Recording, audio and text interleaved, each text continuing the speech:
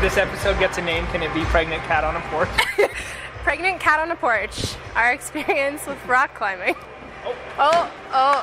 And he's down. That was close. My name's Kassidy. And I'm Cody. And this is the YEGans podcast. Each week we will try to learn something new as we invite experts onto our show who just so happen to be our friends. This week we went rock climbing with our friends Jordan and Kelsey. Let's cut it.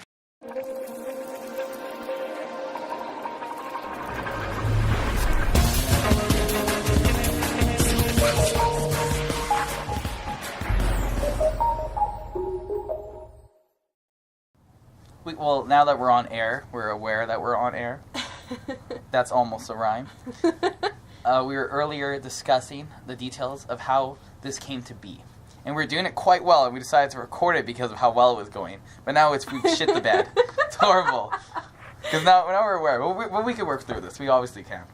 So, we decided to go rock climbing with our friends Kelsey and Jordan. And, well, do you want to talk about how we met them first? I think you can start that, because I met them through you. So, I met Kelsey and Jordan, I guess it was 3.5 years ago. I had just moved to Edmonton, and I didn't know anyone, and I wanted to find a student group at the University of Alberta that had to do with veganism and vegetarianism or something relating to that. So I looked up on Facebook to see if there were any existing groups, and it seemed that there had used to be a group, but it somehow ceased to exist because the Facebook group was not active at all. But I made a post in there anyway, and Kelsey answered and suggested that we meet up at Remedy Cafe, which was a 5-minute walk from my house at the time, or my apartment. And so myself, Kelsey, Jordan, one of their friends, or maybe it was one of their brothers. No, I think it was their friend. And my friend Kevin, who at the time I'd never met, we all showed up at Remedy, and we kind of formed our little beginnings of what became the VVUA 2.0, the Vegans and Vegetarians of the U of A, and yeah. Yeah, I like how you finish, like you elaborate on half of the acronym. Vegans and Vegetarians of the U of A. I said University of Alberta previously, I think. Yeah. It's not the University of Alabama. If you look up U of A on Google, that's what comes up.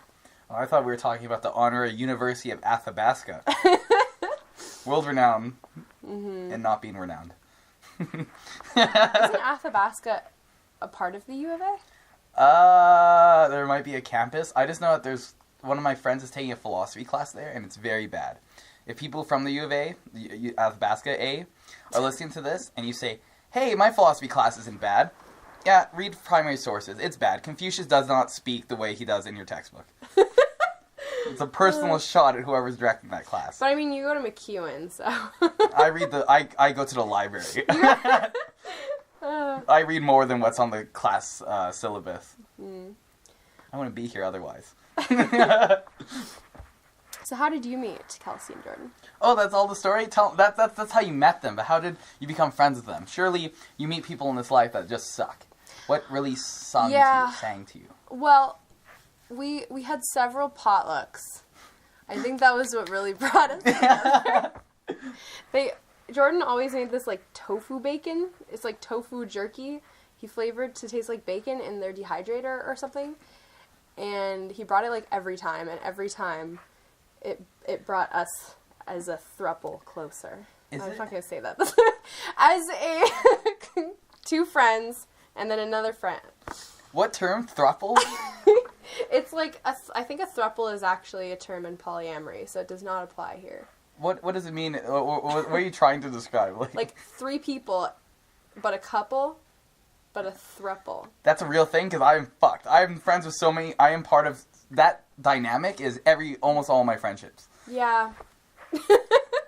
I mean, I don't think I'm using the term the way it's meant to be used. So that's fair. I understand your meaning of one single person who's friends with a couple, and you hang around, but you don't really want to It's not third wheeling because they're already an established couple. I don't consider it third wheeling just because no one is ever made uncomfortable. Like, with Kelsey and Jordan especially, they're always just, like, super engaging and involved with everyone, so you never feel left out. Then you're just three friends. Yeah. Alright, let's go with that. Yeah. Why does it matter that they're a couple? It does not at all. Tax benefits supposedly. So, yeah, that's kind of how everything played out, I guess. And then we went camping together one summer, and that really solidified things. Is that was I there for that camping, or did you guys go camping the year prior? We had gone the year prior. We've gone 2 years in a row now. I'm not sure if the recorder can pick up my my scowl and disdain and betrayal of not being invited. Because they didn't know Just because you don't know me doesn't mean you don't invite me to your camping events. That didn't stop you the first time we went camping. Consider yourself retroactively invited. Nice. I was retroactively busy. Because I was preparing myself for the time when I would meet Jordan and Kelsey. Which was, apparently, I thought it was the first camping trip, but it's the second. But they say the second is the best one. Aristotle said that. I'm just going to put an empty, unsourced citation. It's with all likelihood that he could have said it. Mm-hmm. I met Jordan and Kelsey at Remedy Cafe. Wow, this is suspicious. Man, whoa, maybe they're spooky. ghosts. Oh my god. I met them at Remedy Cafe because Cassie had invited me to a meeting to discuss the nature of our camping trip. I've never been camping in my life, so I was nervous, and I drank a lot of coffee to calm down.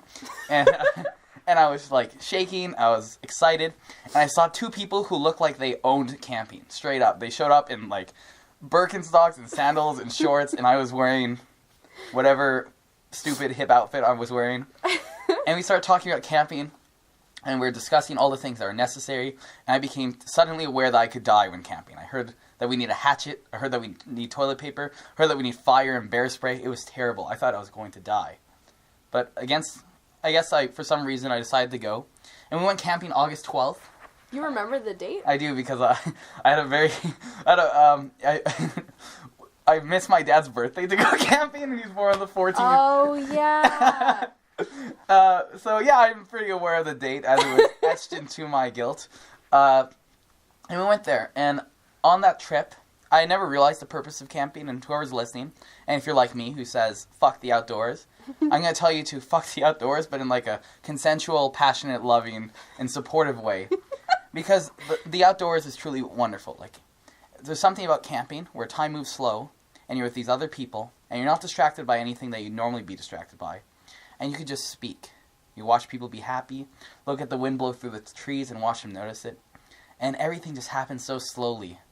And there's the hypnotizing nature of a fire in the middle of the night when people are drinking, and they all start sharing stories, and maybe, I don't know, we played a few games. I brought a bunch of weird games to develop character. And I thought people would shy away because usually people are awkward and they don't like too intimate of questions. But Jordan and Kelsey welcomed those questions, and I've learned so much about them. And from that one instance of us talking around the campfire, I decided that these were people I want to be my friends forever. And I still stand by that decision. And it's only been cemented through the fires of our knowing each other. So, yeah. Thank you for introducing us, by the way. I would not have met them otherwise because they are outdoor people, and I am a closed door, reading inside person. Well, one of my favorite things to do is introduce my various friend groups to each other. Yeah, as evidenced by this podcast. That's literally what we're doing. We just decided to record it so someone could be me. They'll be like, these guys are pretty cool. I want to know what's up. Yeah. Please don't follow the people we interview on the show.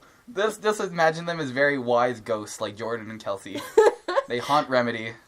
Don't follow them? No, don't follow them. Follow them on Facebook or something, or Twitter. See, when I hear the word follow now, I just think of online social media following. I don't actually think of it skulking. Yeah, because you skulk someone you follow in real life. Yeah. You just hide behind doors and skulk. Skulk. Yeah, why isn't skulk a thing anyway? Skulk 2018. I don't follow you on Twitter. I skulk you. Oh Jesus. That was fun. So now those two characters are introduced, we can talk about what we did with them. Because for some reason, for the first episode of our podcast, we decided to get those two friends and do something with them. And that thing was rock climbing. Cassie, how did that come up? Well, Jordan and Kelsey had given this open invitation to people to go rock climbing with them on several occasions, and we never took them up on it. And then suddenly they were leaving, and it was, going to be a missed opportunity if we didn't take it. So we decided to just go ahead and record it while we did it. I guess you could say in short, we realized we were bad friends. And we decided to go and take up our friend's offer to go rock climbing for free. I don't know why we denied it before, but we did. I guess in this instance, we were also sort of profiting from it in a way with, we were gaining this, not just the knowledge, but also the recording of the knowledge and the ability to share it with everyone. And I don't know if profiting is the right word. I guess just a mutual exchange of sorts. I mean, I think that they also gain something from it, so... That's fair. I hope. Just entertainment, if nothing else. I think they're satisfied with life. Let's make that claim. Okay, so we went to the gym that they invited us to, which was called Jungle Boulders. It's just this kind of nondescript building behind McEwen, adjacent to a cafe called the Dirtbag Cafe. And Cassie's giving me quizzical looks, but she's doing a really good job describing it. It's very much a cafe / rock climbing gym. That's what it is. It's kind of weird, but it's also great. The Dirtbag Cafe, I read about them in an article in the McEwen Griff because I actually read it. If you want to be cool and hip, you call it the McEwen Grief. But essentially, it's a popular study spot for students. They have vegan options. As of recently, they have a vegan chili there because someone sent them an email that told them, hey, maybe you should bring back your vegan chili. Whoever that person is, they're probably a benevolent saint. An unknown, and they shall remain unknown. But they have a Super Nintendo there. They have a record player. They have books. That's such a lively and simultaneously lively and cozy atmosphere. Yeah, it was really cozy. The lighting was kind of dim, but not too dim.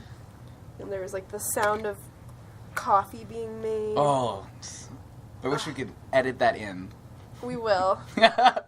or you can use your imagination. I think that might even be better. My coffee machine's something it's not a pleasant noise.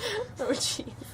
I was thinking of my Keurig, which is also kind of like that, but then the pouring happens, and that's the satisfying bit. And then you can just see the steam coming up, and just sipping the coffee to me is never as satisfying as just sitting there and holding it and smelling it and imagining what it would be like to sip. It's like holding a baby, right? I'm just kidding. I feel... Jesus Christ. when we went, whenever I go to a Denny's, I do the same thing. I hold the coffee, I smell it, and I say, dear God, please sober me up. Get me out of this Denny's. I'm going to get out of here. So we did not go rock climbing at a Denny's. If you're drunk enough, you probably could. We went rock climbing formally, yeah, at I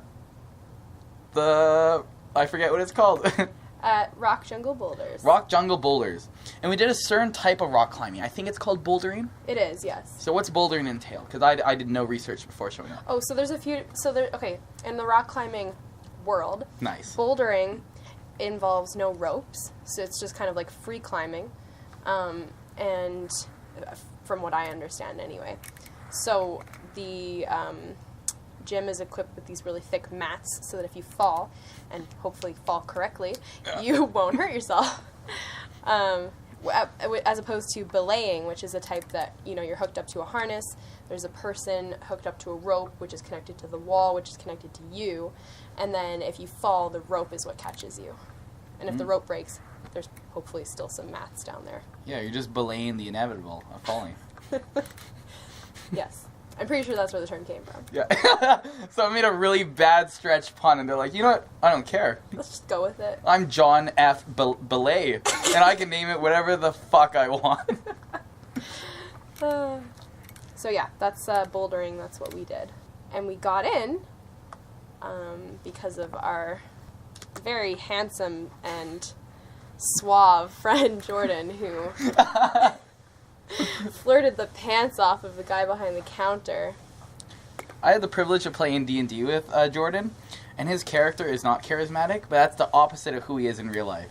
He walked up to the counter, and he said, he didn't even ask, I had to add, he just said, I have the couples package, I get 2 people in for free, right? The person was saying, oh, couples package, who's your couple? And then Jordan went on to explain that originally he and his wife Kelsey had the membership, but then Kelsey is now pregnant and unable to climb, so now Kelsey's brother Carter is the second half of the couple, but he is still paying for the couples package, therefore Cassie and I should come in for free. The teller clerk person nodded, and then he accepted Jordan's semi-legally incestuous couple term, and we got in for free. No money at all except for the price of renting shoes, which was like something like $5. $5. And I actually got to borrow Kelsey's shoes. But the reason that we got in for free, I mean, like, each membership comes with, you get in one person for free. So, I mean, theoretically, a couple's membership is still a single membership, so it should get in one single person, but Jordan just kind of made a new rule. And the dude just went with it, so it worked out in our favor. Yeah. And we proceeded to the rock gym proper, because we're still in the cafe for this entire environment, and it is a cafe that turns into a rock gym. Yeah, it transforms before your eyes. It's pretty... Like Jordan's rules. So what, Cody, were you hoping to get out of this experience? Because, like, I had gone rock climbing before, so I kind of had an idea of what to expect, but, like, you were a total novice, right? Yes. Well, my purpose was to go rock climbing with my supposedly novice co-partner, you. I don't think I ever said that outright. And that's fair, because I just assumed it, because I said, hey, we're making a podcast where we try new things. We should try new things. And then you just nodded and, like, looked away. And you said, yeah, I'll see you there. Yeah. And then, like, you're going to hear in the footage later on, how, like, the surprise. Like, I was sweating and trying hard, thinking we're all in the same boat, when in reality, I was on some tiny raft, watching a cruise ship go up by, and the cruise ship being only filled with Jordan and Kelsey's rock climbing, or Jordan and Cassie's rock climbing skills. Jordan and Kelsey just rolls off the tongue, so... Yeah, I know, it's just like... I've started switching up and saying Kelsey and Jordan sometimes.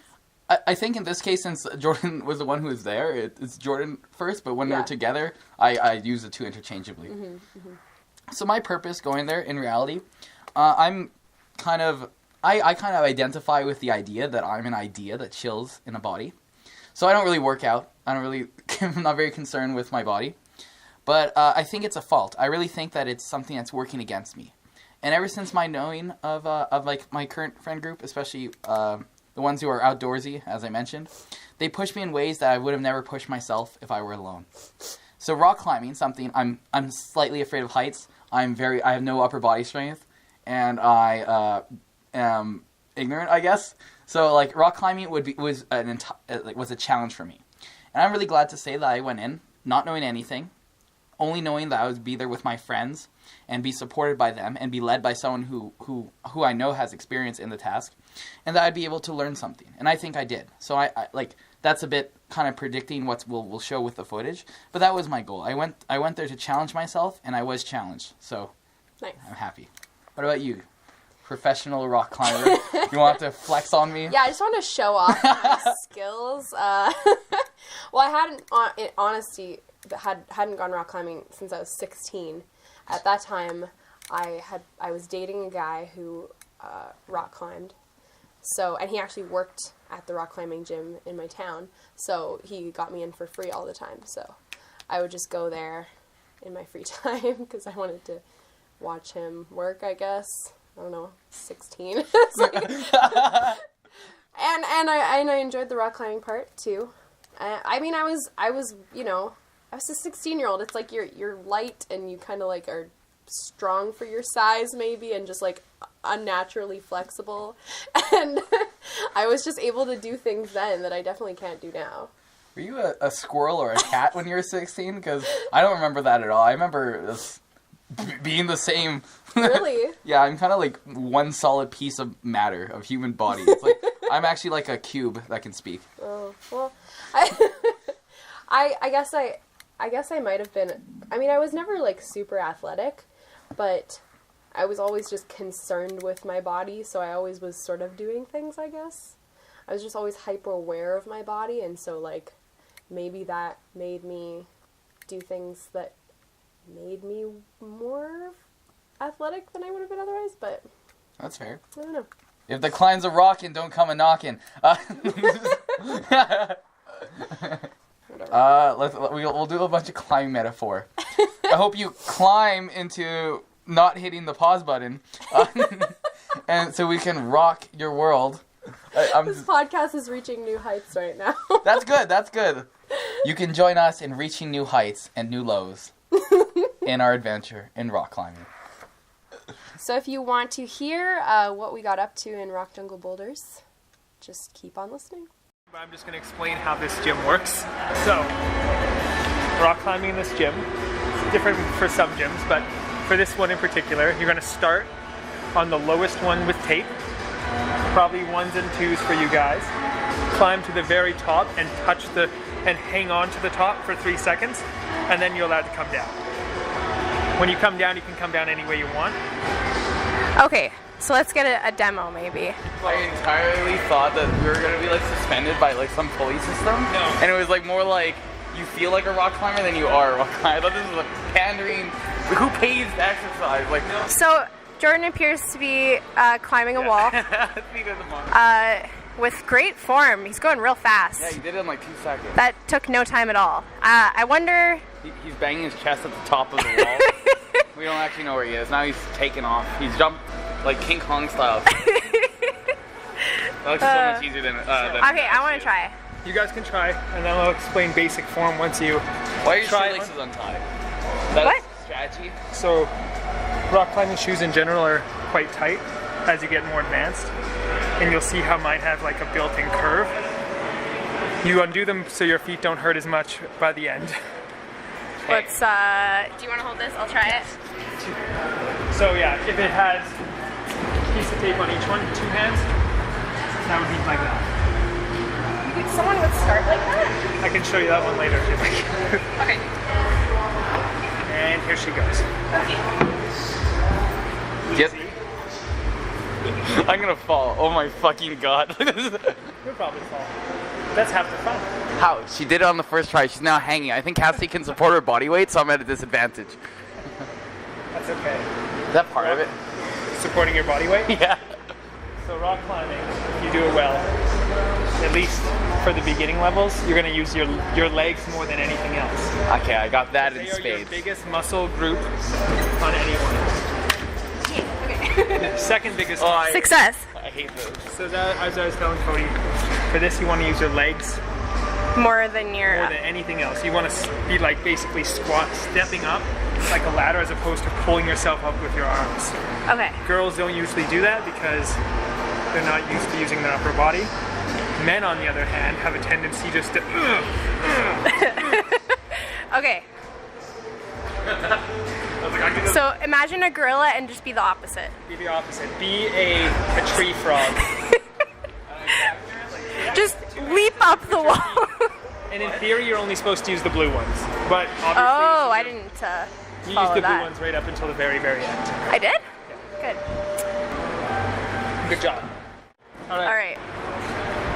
Basic rock climbing is use your legs. The second one is don't bend your arms as little as you can. Sorry, bend your arms. Do not. Don't bend your arms. Keep them as straight as you can. And the your reason arms you want to keep them straight is because in this form you're engaging your back muscles, which is your second biggest muscle. The second you start bending your arm, it's forearms and biceps and stuff, which we all have very, very tiny ones. So you get tired much, much faster. Okay? Okay, yeah. So- Should we try another one? Yeah. let's go over here. Over here. Land on your feet, but then like bend them and fall back onto your back, and you roll. Just fall. Just fall, Cody. You're gonna fall and you're gonna let go. It feels so much. Fuck it. the most ungraceful fall. Cody went from being a tree frog to a beautiful swan. Okay, now Cassie's going to go. One thing that really does help, and Kassidy clearly has it, is flexibility. Not strength?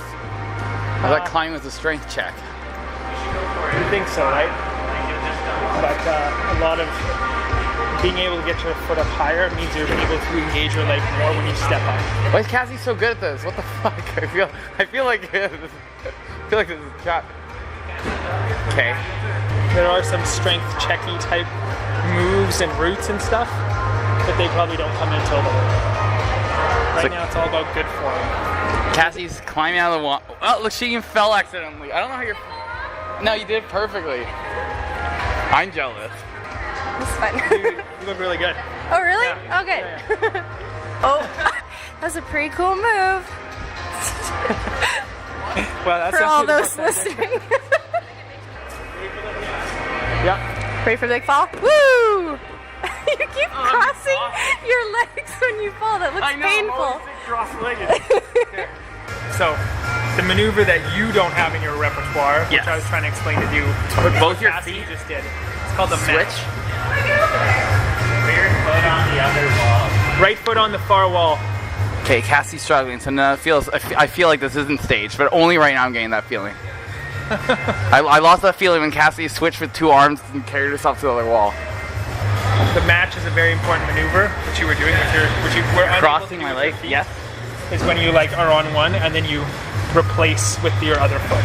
How do I do that? What am I doing in that period? Like, do I support my body with my arms? You support your body with your arms. Oh, I was like, Which as a man you have no issue doing, just biologically. as a Cody, I don't use my arm. I was feeling it. Like, there's a second where I was like switching my legs. I'm like, I'm so exhausted. Like, it felt like I was depressed almost. Like, it was in my body, like everywhere. I'm like, what? How is all my body tired at once? That was excellent. I'm obviously that wall's not made for me. I'm got baby wall too. So are you doing this one next, or? I think you should try. Like, let's, you know, like the best samurai lets his sword rust in the scabbard, but like we're not samurai. Alright, I'll do this too. Black leggings. Give me 1 second. Why did I agree to this? But I'm kind of having fun. I like hanging out.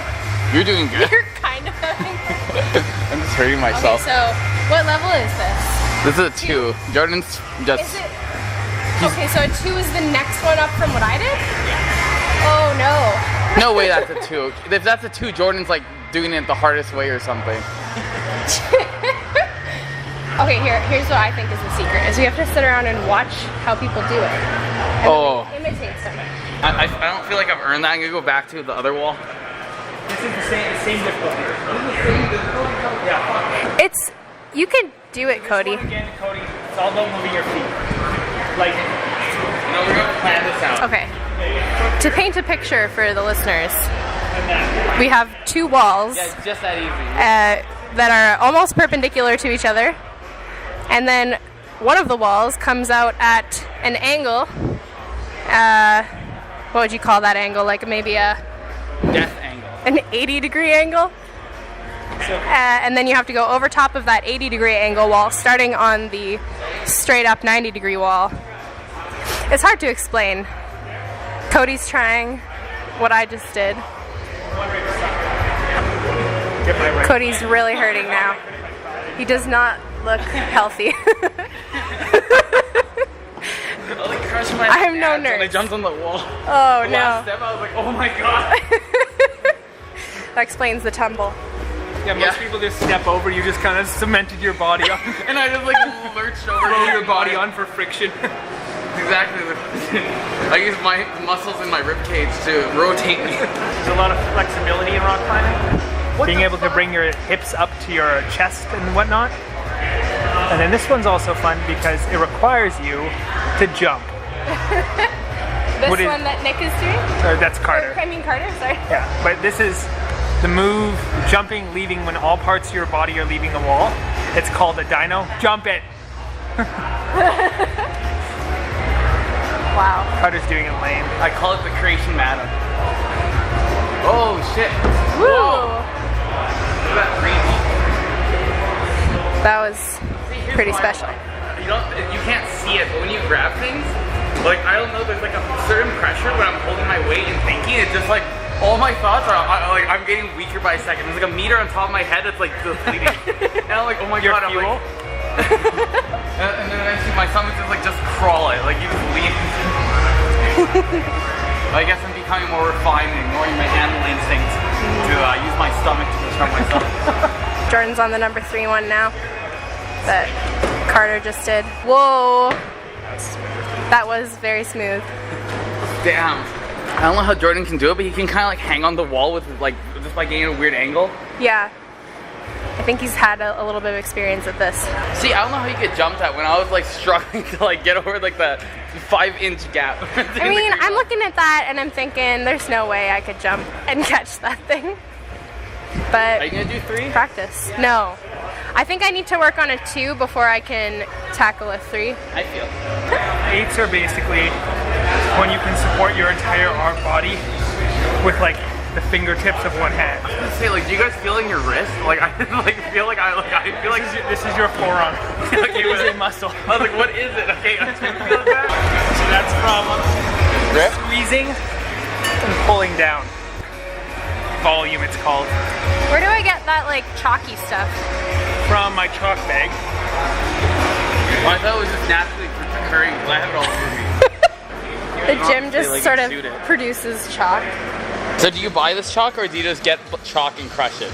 You buy it. Is it special chalk or is it like literally like I can... It's just chalk. It's just basically to dry out your hands so when they get sweaty you can still maintain grip. Huh, that's very important. I'm glad I can do it. So the key to this... Speed. Nope, never. It's almost never speed. So... Sure. It's staying close to the wall. Leaning on it? You can lean on it, but like hips, body in general close, that's always what you want to do because the further away from the wall you are, the harder it is to pull and reach. The further away you are from all your holds. That's deep. And being able to high step.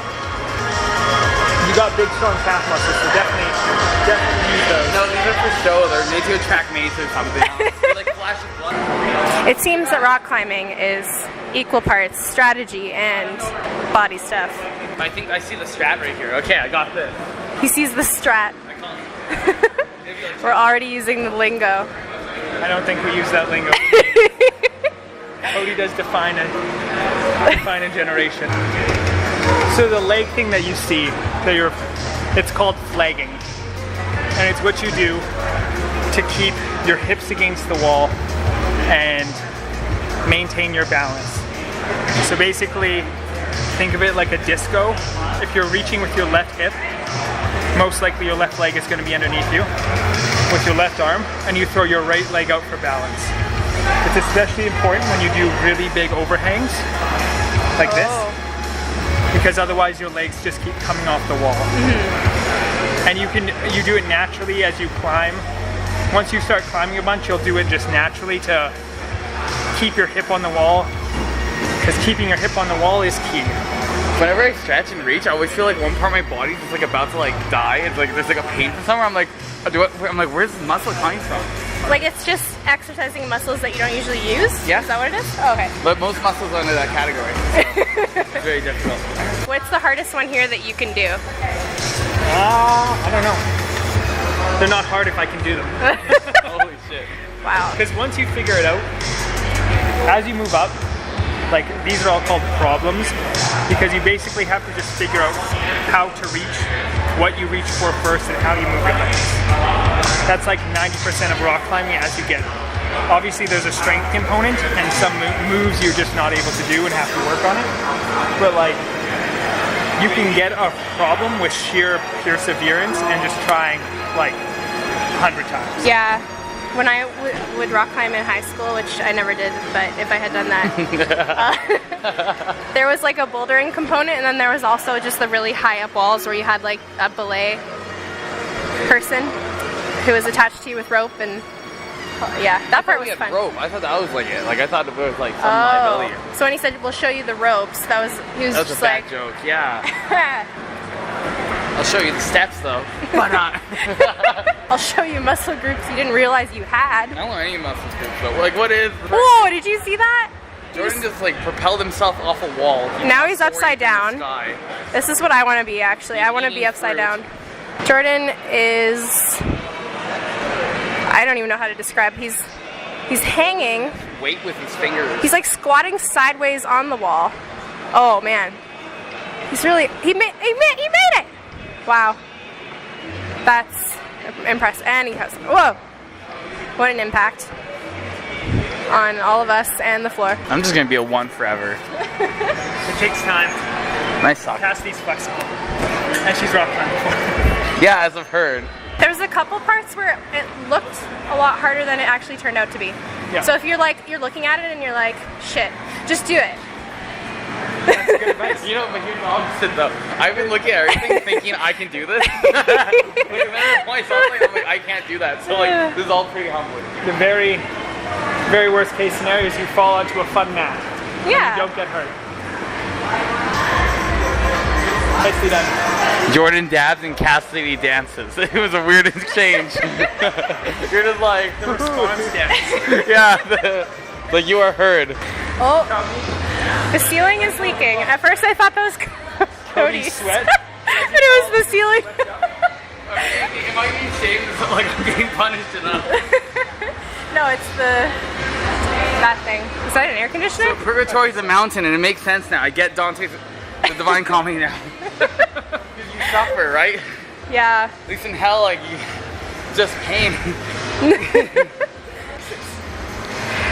Cody, I don't think enjoys this very much, but he's really trying hard. I am proud of Cody for coming. Cody, Me I too. am proud of you. Me too. Because I don't think I've ever seen Cody, other than cutting wood, this is Cutting wood and swimming, kind of. being in the water. He was, well, because he learned how to swim for our camping trip, right? Yeah, that's true. Pretty cool. He's willing to try new things. So before I left, I was tired. I'm like, I'm going to fall asleep. And it was cold, and then we did this, and I have so much fucking energy. I don't know where it's coming from. It's unnatural. We're at a level 4 wall. The first step is this smooth, large yellow stone. Jordan's rubbing his forearms on it. He looks like he's about to ride a bicycle. Now he looks like he's trying to lean on it. He's touching another one. He's given up. He's checking it, making sure that it's strong. Leaning on it. He's dancing with it. He's touching this triangle. It's called a base or something. I forget. I'll ask. What are the triangle things called? Volumes. Sometimes it's easier to sit on the ground. Start from a sit Yeah. and like lift up your weight. Because now you're using the muscles, your big muscles. As Oh, I opposed to see. like being here, you're using like just tiny little grip. Plus all your body weight is now below you, and you're working with the hold and with gravity. Damn. So, So physics and muscles, like they're part of this key. Not just willpower. yeah, center of gravity. And lots of chalk. And doing backflips. You have to do a backflip. I'm not going to do backflips. Why not? Because it's definitely not. As much as I said it was part of it, it's definitely not part of it. Oh. They're like those drug dealers that don't try the product and it's like... Exactly. Is this considered a sport? What makes it a sport? Competition. It's actually in the Olympics for the first time this year. Oh wow. Because they do it. Like rock climbing competitions will they'll walk into the gym.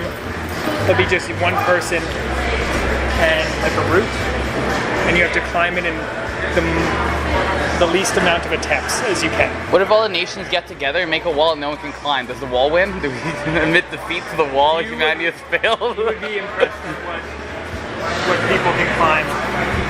I feel some pressure at the ends of my feet. Is that normal? That's your toes crinkling, Is that normal? forming like a hook. Yeah, that's exactly it. So the idea is then you would come down and do the exact same thing like you just did? No, I just down climb twos to increase my endurance. Oh. You know, the difficult part separating like the Jordan advice from the actual advice. Like, yeah, I just jump at it and do a backflip if you can.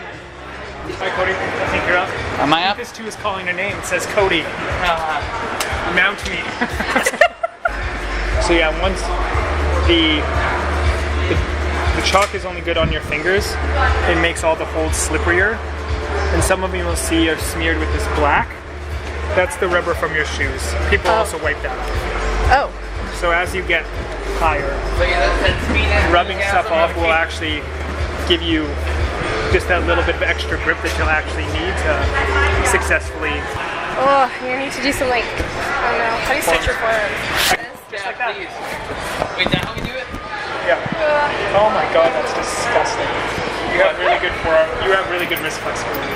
Oh, really? Yeah. I didn't know Wrist that. flexibility, I'm extremely jealous. This thing is like pushed in though, so it's probably not as that pronounced actually. Cody, you got some wrist flexibility too.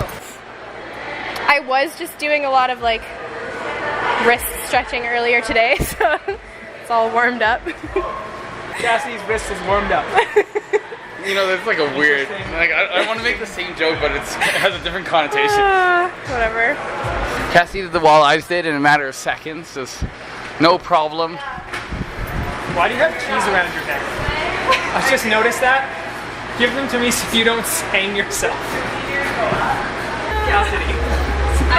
You're gonna hang yourself. I had intended to take them off, actually not. I thought I was gonna be the one who's gonna die. So do you start developing calluses when you do this? Yeah.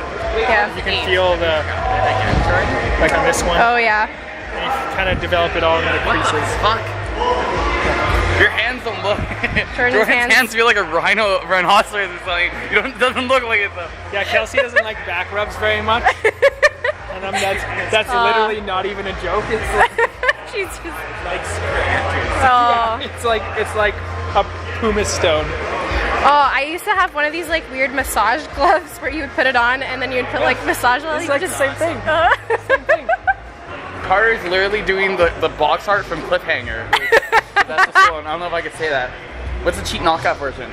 From Climb Loiterer. Climb loiterer. Oh. Oh, that was even fair, man. They might as well like put soap on it.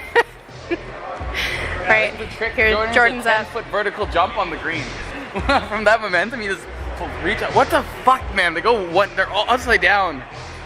Like the first step is just to get your feet way above your head. Jordan's hanging upside down. He's catching papaya. He's now a fruit bat. Like, it's like, how do you do that first maneuver? Like, I just want to see that by itself. I want to see how it's done. I want Cassie to try that. I'll try. You hook your heel. It's called a heel hook. You hook your heel. So like, you're going to be engaging your hamstrings Engaging. to hold your leg up. Okay, arm. Because now some of your body weight is taken up by your hamstring. Like I could probably maybe get to that first part and then that would be about I it. think that's a cool. I honestly think that this is unfair, and for someone your size to be able to do that would be almost straight impossible. Oh. Like, you would, I don't even know if it'd be possible. What about the first maneuver though? The hanging fruit bat. Carter's gonna beat the wall. Probably both get the first maneuver. Maybe both of you. This is how you piss off the wall. It's how we get back as humans. You dust it off a bit. Yeah, because it takes away your grip. Okay. You chalk up your hands, and then you have to unchalk everything that you touch. It's a stupid process. I get a good metric because I'm like, you guys are experienced and flexible. Cassie's flexible, and I'm here. Okay, Cassie is doing it. She's holding herself. It looks much more. It looks. Oh, I am positive you can get your foot up there. Hang. Oh, you have to hang. And then just use your core strength. Kind of jump. Boom. I'm really glad we took off Cassie's lanyards. Jump more. Oh, Cassie's so close though. All right, Cody. Can't get try. You got it. You hero. Yeah, ooh.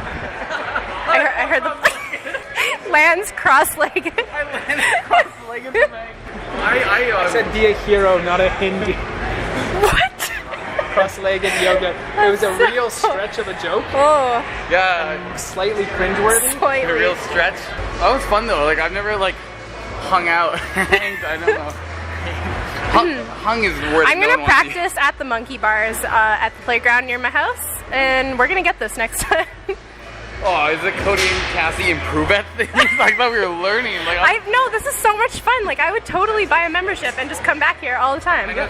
Okay, so Cody's making his rainbow route, and it's actually working quite well. Oh, never mind. As a random coincidence, I bought deodorant today, and it's just paying off in spades. You said you're starting to work out, right? Yes. What kind of activities are you doing? That was like an tentative start to workout. Like, it's like, I'm not opposed. If someone said, hey, let's work out, I wouldn't tell them no. I would say, hey. Yeah. Well, I don't know. So by you starting to work out, you just have accepted that you might work out. Yeah. Exactly. You set your intention. The journey of 1,000 steps begins with an agreement. Begins with putting on your shoes. You just have to start. What an obnoxious corner. It's like right in your face. Yeah. But to be fair, when you rock climb, the wall's always in your face. Otherwise, you're doing it wrong. But you can always come back and you see your improvement. Yeah. Because the ones that you fail on become easier each time you do. That is pretty cool.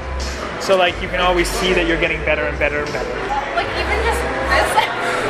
Feel how weak my arms are. Yeah, I feel. So you keep them straight. Cassie just slothed her way up there. The 5-toe sloth as opposed to the 3-toed. At the end of the day, when you engage your elbows and knees. Yeah, this is a very mechanical one. This is more of a lesson in physics. There's a determination in Cassie's eyes. Oh my God, she did it! Like she just swung. It was like a door closing or opening, depending on how pessimistic you are. Yeah, depending on how you view that. I'm a door half open. I lock your door always kind of person. Cassie looks like she's the Air Jordan logo right now. And look at that, she is Air Jordan. I'm gonna move out of the way. You can use those ones to climb down though. Just fall. It feels good. It feels like releasing. It's what death must feel like or something. May have been stretching the truth when I said that I could fit into 7.5s. Oh, I heard a good joke. Like my feet are like an 8.5-ish. You can take undo them and let them like keyhole. Otherwise, you don't come off anymore. Oh my God, that's like I was like, caught myself like, no. That was an amazing fall. That was not a real. That was a terror fall because I thought I grabbed it. I just felt my arm go. And I felt like the Lion King, man. That was my favorite thing that's happened because you were giving it your all. It was not a planned fall. You tried to recover and you slipped. You gave it everything you had and you failed. There's something nice about that because it's a sport where you can do that. What do you call it when your muscles cease to function and it's like you're tired? There's a term for it. Exhaustion? Exhaustion, thank you. There you go. I don't use a lot of body words. All black. I just chose all black for this. Like, what was I thinking? I chose all blue. I had sweatpants too. I didn't know what type of like sport this was, but I'm like, I already put on the shorts. Extreme. Sweatpants are usually better. What about like? Is there any like? Do people wear like knee pads and elbow pads? Is there any like way that you could use like your attire to actually just help you be a better climber, or is it pretty much just for freedom of movement? If you look cooler, you'll do cooler things. All right. If he feels any way I do about like if he feels like I can't speak, I'm like so tired it's affecting my brain. Like I'm not even sure who's the subject or object in the sentence. I want to make myself the subject, but I mean the wall the subject because my grammar is fucked right now. Have you ever like read about what exercise does to your brain like in the long term? Does it kill you? No, it helps you learn, like become a better. It helps your memory. It helps cognition. It helps you learn things faster, retain information. It's just like generally really good for your mental ability. How does that work? Oh, I don't know. I don't know. It just happens. I listened to we'll reference that podcast in the notes for this one. First of all, why don't you introduce yourselves? Yeah, like. My name's Jordan. We just did 2 hours of climbing together. Yes. Yeah, we don't know if we're going to sequence it that way, though. We were going to put you saying, hi, I'm Jordan, all your weird jokes in one sequence. No, I'm just kidding. I said too many recorded cringy jokes, and I'm embarrassed. But now it's all the podcast is going to be. Oh my God. And my name's Kelsey. Nice. And you together are Jordan and Kelsey. Rose. Nice. Yes. Correct. And what got you guys into rock climbing? Well, I mostly got into rock climbing because of Jordan, so you can start. We both got into it like several years ago from our friend invited us Oh yeah, because that's he true. started to go, Cam. and then And who invited him? There's like a zombie virus. one of his friends invited him. And he's the very first person who ever rock climbed ever, right? Probably. I think that's how that goes. Was climber 0. Yeah. And then he invited us, and then we went, and then Kelsey kind of stopped going, and then I stopped going for a long time, and then I've been on and off for a couple years, but then for the last 2 years, I'd probably say. Yeah, we were going really consistently for probably like a year. Yeah. And then I stopped when I was pregnant and he kept going. Yeah. Right. So you're a 4 now. How did Kelsey, what level are you, by the way? Like, what can I climb? Yes. Yeah. I think I think you got a 3 or 2. I've gotten 3s before, but that's a challenge. And that's So- after like a year it's still a challenge? Like it doesn't just get easier? Like it's not just willpower? The 1s and 2s you'll get probably within your first 5 times. Like Kassidy could probably do an easy 3 already. If it's her first route, she does. If it's the first one of the day. But because when I first came here after climbing at the U of A for a while, I could do 1, 3 in the whole gym, and I just started be able to get 4s like 2 or 3 months ago. But now I can get every 3 the first time I try it for the most part. Nice. It's very like, It's rock climbing Exponential. is an exponential growth. or no wait, like the opposite exponential. Like you get good really fast, No, just like and then the it slows challenges down. of problems actually does for like official rock climbing ratings. It's Oh yeah. The ratings are exponential, but your ability is like the opposite. Like you'll notice improvements every single time you go. Like one will be really hard, the next time you'll get it no problem, like really fast, and then it starts to slow down as it gets to more like intricate. Because in the beginning, a lot of it I think is just like gaining muscle and general strength, Yeah. and like general like refining your technique. And then once you get there, the growth is a lot slower. Was your purpose in starting it just to like a fun activity? yes, When we first started going with It was- Cam, yeah, we just went for fun. yeah. There was like a group of people who went. Is it like, does this gym have groups or like a club or like some sort of like lessons? Do they have, or is No, it no. just, not sure? It's relatively new. Yeah. It's just close to my house. I think they do classes every once in a while, but for the most part, there's no groups that I've really seen. It's really real and like I'm out of my element. One, because I'm like I think like my physical exhaustion is transferred to my mental exhaustion. My thought is like stay awake, don't sleep. And I want to take notes because that's how I follow in conversations, but I can't write, so this is all. I can write. Here, I'll write. Do you want a coffee though? No, You can get a drink and like you can get a beer. It is a downer. Like chemically, it is the opposite. No, I will go. So this gym is called, I already forget. Don't say Waltopia because it's not called Waltopia. I know the cat- Walltopia. No, I'm sure. Wall? Can you spell it? T-O-P. Yeah, that is not what the gym's called. So that's not the name of the gym. No, It's Rock Jungle Boulders. Rock, Boulders. Jungle, Walltopia Boulders. Yeah, I think they have 3 locations, but I don't know if they're all boulders. I think they have like CrossFit and stuff. Yeah, and they also have one that's like top roping, Yeah. where you are attached to a rope and stuff. Like where you're going up the wall instead Yeah. of doing problems. So you prefer the bouldering, that's what this is called, right? Yeah. Over, what's the other one called? Top roping. Top roping. And then so top roping would be like you have a rope and someone's like at the bottom, and so like if you fall they catch you when Right. you're going up. Whereas then there's also something called lead climbing, which neither of us do, but we would take a class if we were going to. And that's like you're basically tying yourself off kind of. Yeah. Like your rope isn't going across the top, it's like you have to clip in at different locations. So it's like it's definitely a lot harder, and if you fall a lot farther. It's harder than either of the first two? Oh, okay. Well, it's harder than It's like top roping. bouldering? It would be like if you were outside what you would do, right? Because there's no like random rock at the top of a mountain. You have to climb and clip yourself in as you go. Oh, okay. Sounds like hell.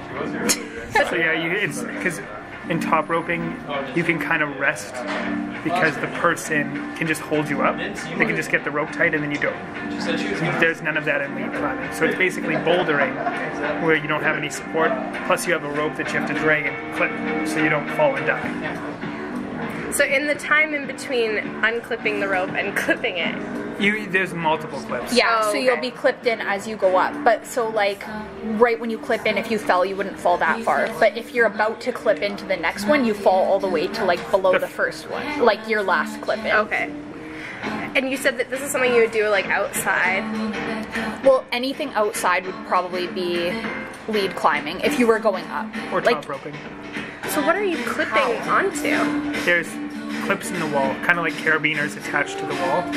And when you go outside, there's devices that secure to the crevices in the rock. So this isn't just like any old rock that you find that you want to Yeah. climb. No, people will put clips in. If you're like going and climbing like a random mountain, then you'd have to put in your own clips, but that's like a whole other thing. I don't Yeah. even know. Check if Pirates of the Carabiner already exists, and if it doesn't, that's like our rock cheese that we're gonna make. So right now we're sitting, 4 of us, on a circular table in the Dirtbag Cafe next to McEwen. Around us are some, I'm just gonna look for some random stuff. There's a turntable, thank you. Like I'm very bad with nouns today. I like ran out of like. Cody doesn't understand what's around. Yeah, I forgot It the is word a foreign exhaustion. place. There's a naked Christmas tree behind Cody. I can't snap. I don't know. What's the alternative to snapping? I snap a lot, so it's hard. Flicking? It's technically just a snap of the tongue. It's true. What else? There's some poinsettias. It's basically just like the leftovers Poinsettias are- from Christmas. As people who understand plants, what do you think poinsettias are? They like the cheap knockoff flowers? Because they're not real flowers. Those aren't petals or leaves. They are. Aren't they? They are petals or they are cheap knockoffs of petals? Because it's like a flower has like this, I don't know what the structure of a flower, but it's like in the center they have like petals in it. Okay, you know who we need here right now is Brittany. I know. She would be able to tell I us. just have bees with poinsettia because I know that the center is like, it's not like a flower, it looks like a flower. It's like the plant itself at the top, and those red leaves, those red parts are leaves, they're not petals. So if not, it bothers me. It's like moths and butterflies. But are you sure? 100% sure. Oh, okay. If you go look at it, it's like Well, it's its own individual plant, like its own controlled microcosm on top of it, and the leaves around it are leaves, they're not petals. So like I hate poinsettias, and they're everywhere. They're cheap. Sorry, it's a tangent. There are poinsettias in where we are. Okay. Back on. Yeah, I wish I had Back more on track. content because it's like I want this to be a humanist thing, so I'm just gonna speak and kind of like ad-lib. And Cassie, if anyone has any idea or any tangent, you can go off of it. Because essentially, what I'm going to try and find is to get as much character building out of you guys. But character building is like a formal term. I'm not really sure what to call it when you apply it to humans or to people. It's just, well, not and that's not like a D&D reference either. It's like literally just character building, things you do to find out who people are. So I'm gonna say, because as we've just found out, people can choose to accept or decline rock climbing. What is it about it that you guys climbed once and came back? I like it because you can see improvement every single time you go. And as a general rule, it's a very supportive community that people will, like random people will like cheer you on from when you're up on the wall. Yeah, That's cool.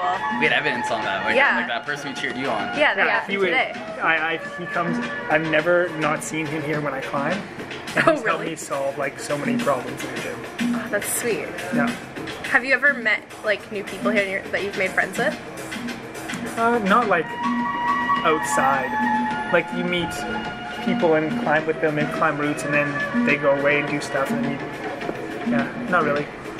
But I do think it would be a good place to meet girls or boys, partners, because everyone is instantly. That's what I'm really here for. Yeah, Cassie said that earlier. But I just because the rock climbing community is like literally you can go up to any single person, and it's one of the few social settings that I find that like you're not instantly trying to. It's not assumed that you're trying to pick somebody up. It's just you're literally talking about the problem. Right. At least in my experience for what I've lived. Do you think that's true because of like? Because if I would say I was in the library and I go up and talk, it feels, even if I'm not trying to, it feels like there's an expectation that I have to make clear that I'm not trying to pick you up. Well, you don't have to do that here. Nice. I don't know. See, I'm the opposite. When I'm in the library, I'm like, I want, because like even in used bookstores, I always talk about books. I'm into it, and it's nothing behind it. Over here, if I try to do anything, like I would not talk about rock climbing, nor would And I don't think anyone would have any intention otherwise. Because they'd be like, oh, this kid needs help with rock climbing. Like, of course I'm going to help him. Now that we're talking, I wish I had more content. Like, this is the first one ever, and I want to essentially do, like, have a bunch of questions prepared. Like, school just started, so. Oh, it's all good. But I'm glad, like, the rough and tumble with you two. Yeah, I would say, like, the same thing you were saying. Like, it's a good, like, supportive community, and you can see yourself get better every time. But something I really like, too, is, like, especially when we first started and we were going with a group of people, there was some that were, like, super good. And I would say, like, I was definitely on the, like, low end when I was just starting. But it's still fun, and you can still all go together. Like, you can have really good people, like, cheering people on, trying to do number ones, and you can be cheering them on, and I don't know, I like that aspect. Because it's kind of more, like, individual focused. Like, you're trying to get better for yourself. It's not, like, directly competitive. Are there competitions? Like, is that a thing? Yeah, there are. There's, like, bouldering competitions and top roping stuff. Really? Is that something that happens in Edmonton? There's bouldering competition. Yeah, there's climbing competitions here. At this gym? I've never seen one at this gym. The U of A does one every month. Oh. There's a, like, at Vertically Inclined, too, I know there's, like, a group that trains there for competitions, but I don't know what they do. Is it, like, a timed thing for bouldering? For bouldering, you attempt to do the route in as few attempts as possible. Like, you'll have a 5-minute timer, and you have 5 minutes to solve the problem. Okay. So you would win if you tried it 1 out of 2 times, like successfully completed in 2 attempts, and if I tried 5 times, I would be like second, and Cody tried 20, you'd be third. I just go home. But there's lots of stuff, too. Isn't there, like, speed climbing where you just go straight up as fast as you can and stuff? But that's a different, Yeah. there's a lot of different forms of Yeah, there's lots of different forms of competitions, I think. Oh, yeah. Like I said, it just got into the Olympics this year, speed climbing, Oh, really? which is really cool. And I don't know if bouldering's there too, but it might be. What are you guys doing? What's happening in your life right now? In your own words, in your own summary, choosing what's relevant, what's irrelevant. God, so much. Yeah, ooh, look at that. 2 days, on Friday morning, I will most likely be leaving to BC. So that's big.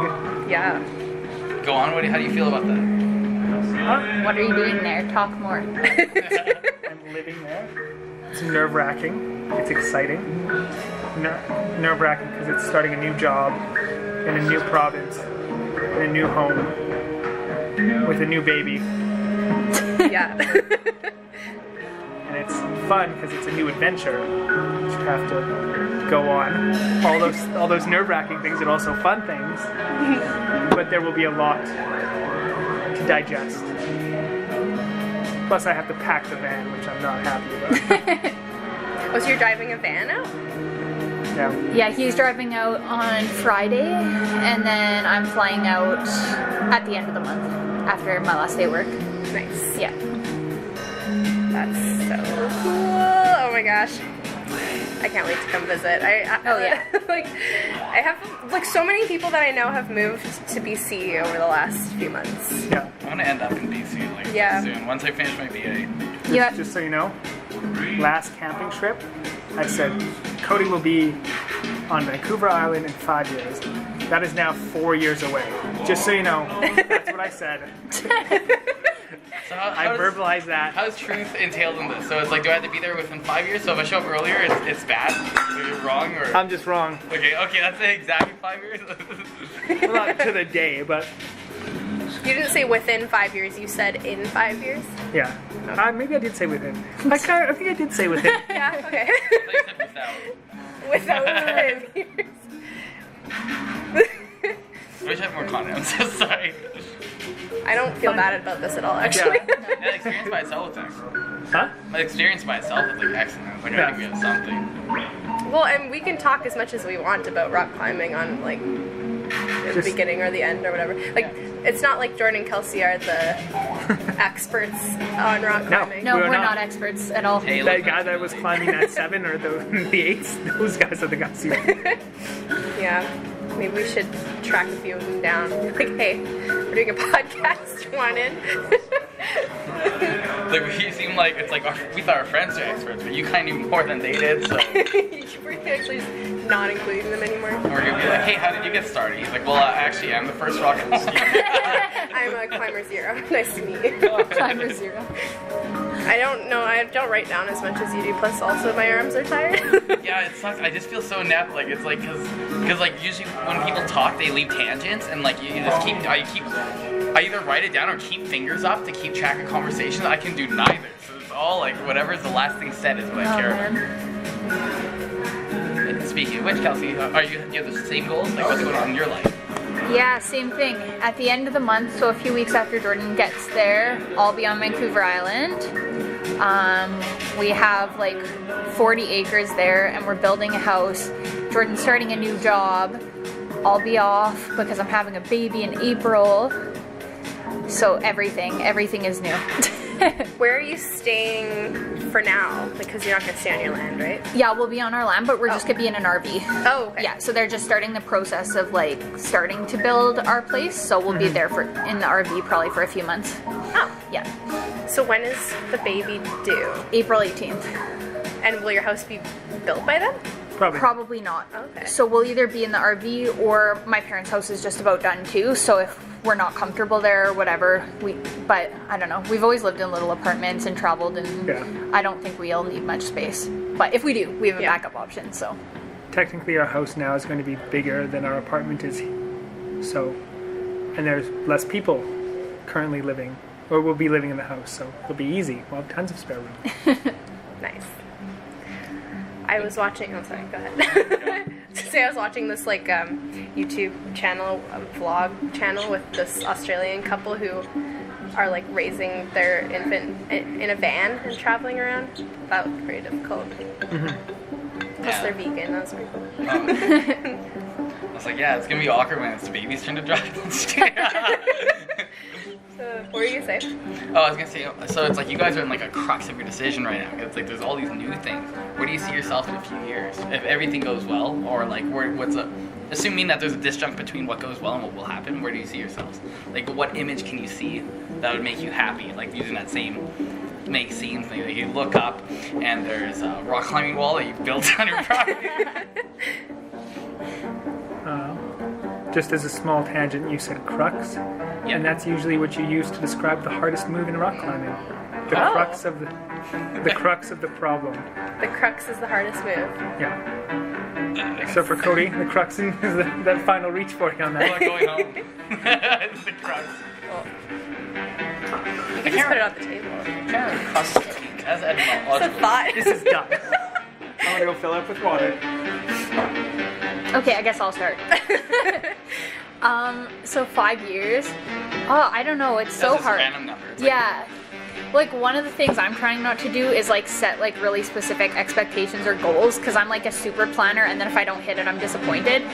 So I'm just like excited to be like, we've wanted to own land for a long time, so we're reaching that goal. We're gonna have a child to take care of, so like that's the main goals, I guess. But we want to grow lots of fruits and veggies and stuff on our land, so that's exciting. That's something we're starting to do now, so hopefully in 5 years there'll be like fruit trees and vines and veggies and stuff galore. Yeah, I don't know, just like a balanced life where we'll be working and stuff like that, but just something where we'll be outside more, moving our bodies. I don't know, just like a slightly slower pace of life, focused on more simple things, I guess. How do you think you'll view something like Edmonton, like your current like world right now in retrospect? I like Edmonton, and I'm sure we'll be back because Jordan still has family here, and we have like friends and all that kind of stuff, but I don't know. I guess Edmonton was like a really good phase too, because we both kind of grew up in the country and in small towns, so it was really nice to come to the city. We both went to university here and learned lots. I don't know, just kind of like lived the urban life, and I don't know. Urbanites. It was good. I like it. Yeah, I enjoy Edmonton. I think there's lots to do here. It's just cold. Yeah. It's cold. Yeah. So why not go to like your property in particular? What really spoke to you? Because like you guys are like capable and like get very versatile jobs, you can go anywhere. Not to say that it's a settlement or anything, but like it's like why that particular spot? Like it's like what? Well, it happens to be in the warmest valley in Canada. Really helps. And then just there's a lot of raw potential because it used to be log. We bought it from a logging company, so about 8 years ago, it was logged down, and now it's just like the regrowth of a forest on it. So there's just lots of room for potential. What do you mean by potential? Development. We could put up houses are easy to put up, gardens, orchards, that sort of thing. Then why is it simpler life? What is appealing about it? Like instead of like the bigger life, because you go bigger than Edmonton, right? Or you go slightly smaller than Edmonton. Like why that one in particular? What's appealing about it? I don't know. I just wanted to be somewhere, that's warmer, so we could be spending a lot more time outside. Like this is great if you like skating or skiing or anything like that, but pretty much all of our hobbies are outdoors in better weather. So like hiking, I at least really like gardening and growing food and that kind of thing. We do a lot of camping, so we can just do all of those hobbies and things that we enjoy a lot more.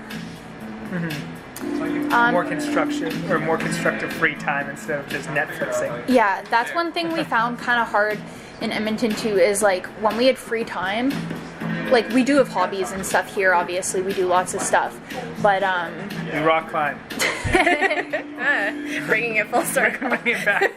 But there's a lot of just like staying in the apartment and kind of like wasting time, or if we go out, it's like spending money on stuff, like like going to a restaurant or going to a bar or something like that. Yeah. Just make noise. And like I can't snap either. Sorry. we have a lot of stuff that we like doing that will be nice when we have our own land that we can do. So kind of what I was saying, like growing food. Jordan, last time we were on our land, like set up like a knife throwing station, and we have some trails going around so we can hike and stuff.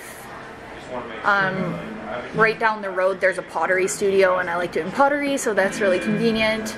Lots of groups, like hiking groups out there, rock climbing, outdoor rock climbing groups. So just a lot of stuff we like, and it's a more, I guess, like outdoorsy, active type community.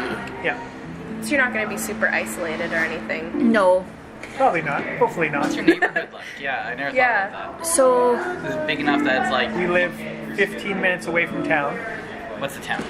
Town is Duncan, BC. Is that like a town? Like what is It's technically the smallest city in Canada. The smallest, like with city status. Yeah, I was gonna say. Oh, do you know what the population is? I do not. the thing is, though, is that like it's small, but it serves a lot of like rural community, and that's kind of like where we are, is we're in the country, so around us is like a lot of acreages. Right near so there's Duncan, there's another city or town, I guess, smaller town called Cobble Hill that's about the same I think it's distance like a from village. us. Or village. Or like two buildings. No, there's lots there. You walk Yep. down to all the girls there, and then you're like, Several oh, buildings. And then kind of right near us, they have this thing called like Cowichan Station Hub, and that's just like a little, I don't know, like a community gathering space for Sounds like a cult. What do you mean No. like a mini gathering space? like it's not anything. really- Like there's a little restaurant and it opens a couple days a week, and people like volunteer to run and cook in it, and then anything they sell, that money goes towards the community. I think there's a little like preschool in there, there's a pottery studio, there's like a gymnasium, so there's like different sports and activities in there. There's like a hall, so they have events like movie nights and stuff like that. So just like a community gathering space, which is nice. I think it's a little bit more community focused there in Edmonton. Like we don't know our neighbors here, everyone there kind of like knows each other, and I like that. That's neat. Do you imagine that it'll be like fairly easy to be vegan down there? Like, is it more so than Edmonton, or? Well, Edmonton's nice because there's the density of vegan places is so high, but everyone there knows what vegan is, and it's not a weird thing.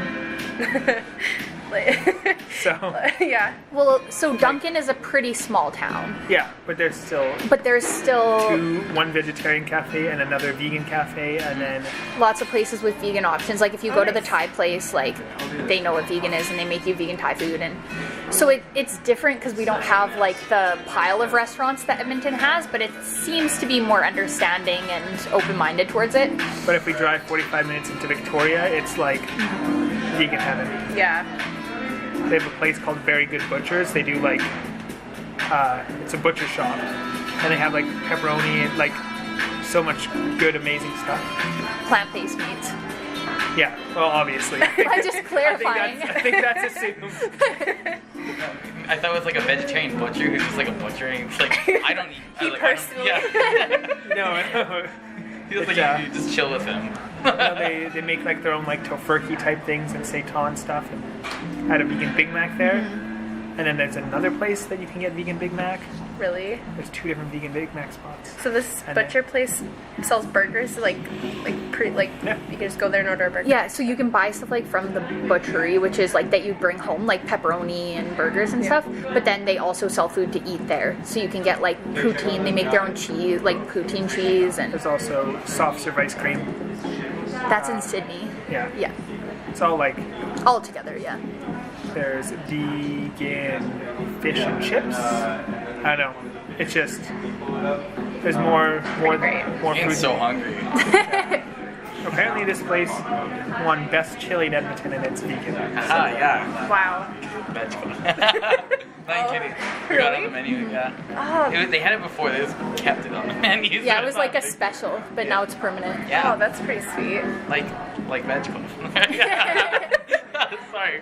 Delete that. Delete all of it. Man. I do have a question or a point because there's an issue that's going on in universities right now. Is that people will not leave their house. That whole thing you're touching on, it's like what most people do is spend time in their room watching Netflix. Yeah. On the internet. Sorry, it's expressive with my hands. And it's like even through the case, it's like people don't get engaged in extracurriculars, like club participation, like even like anything that isn't mandatory, it's not happening. I was reading that at the U of T. There's professors that have to pay for beer to incline students to leave and to like interact with their mentors. I can find an article. It's probably like I think it's Vice or something. So it's what do you think it's about? What do you think that's irresistible? 2, how does someone go against that? Because it's so hard. Like I can even speak for myself. It's like you have free time. It's cold as heck. There's no incentive to do it. Everything's far away, or it costs money. So why not just spend it on that? Why should someone go into a different hobby? And if they go into that hobby, how do they stick with it? Because you two have like dabbled in everything. But obviously there must have been a point where you guys were a blank slate. Unless it's not true, because I don't know. Maybe Was I ever a blank slate? Did Cody just Fresh out burn of me? the womb.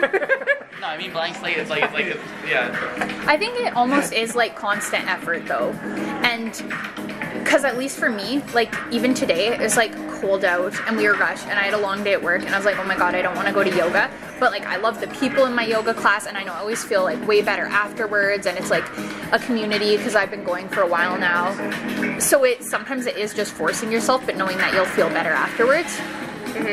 I don't know, what do you think? I just want to touch on that point though. How do you establish that relationship with yourself? Because I know some people, it's like if someone says it's like, oh, you'll feel better later, so most people are like, no, I won't. I'm just gonna stay home.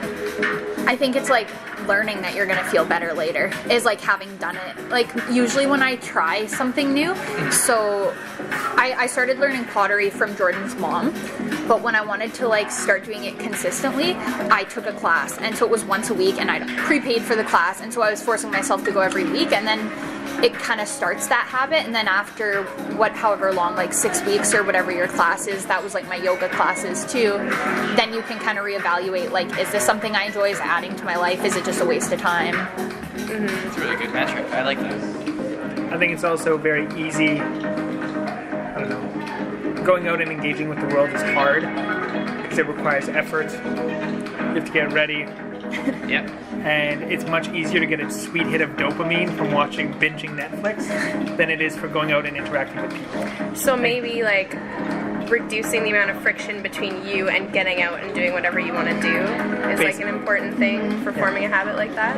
I would say like even with rock climbing especially, part of the reason like we were so consistent with it was that there was 2 of us going. Yeah. Like Jordan still goes lots, and because he has friends that he goes with and stuff now. But even just the 2 of us, like I probably would have had a lot harder time motivating myself than when it was both of us. It's like, we're not doing anything tonight, let's go climb. Committing to others so that you have to social contract. Yeah, no. Well, it is. It's almost like tricking yourself, but it's for the better. Like, you feel better and you're happier doing it. I have a question, because you 2 know each other very well. Was there ever a time that you could tell that you're motivating each other, but like, you guys didn't want to go? Like, you're like, oh yeah, let's go, it's gonna be fun, and you could tell you're both dead tired? That ever occurred, or does one of you always break through? Is Jordan's being competitive, like, affected? I feel like there's plenty of times where one of us will motivate the other one and drag them to an event. Yeah. I feel like, see, that's the thing, the second the social contract is broken and we both don't want to do it, it's really easy to convince yourself to just order pad Minotis. Yeah. It's my favorite thing to do. Because we are guilty of that plenty of times. Oh, Especially now that Kelsey's pregnant and I have an excuse to be like, she's pregnant. It's just like, this is, you have to support her, whatever she wants.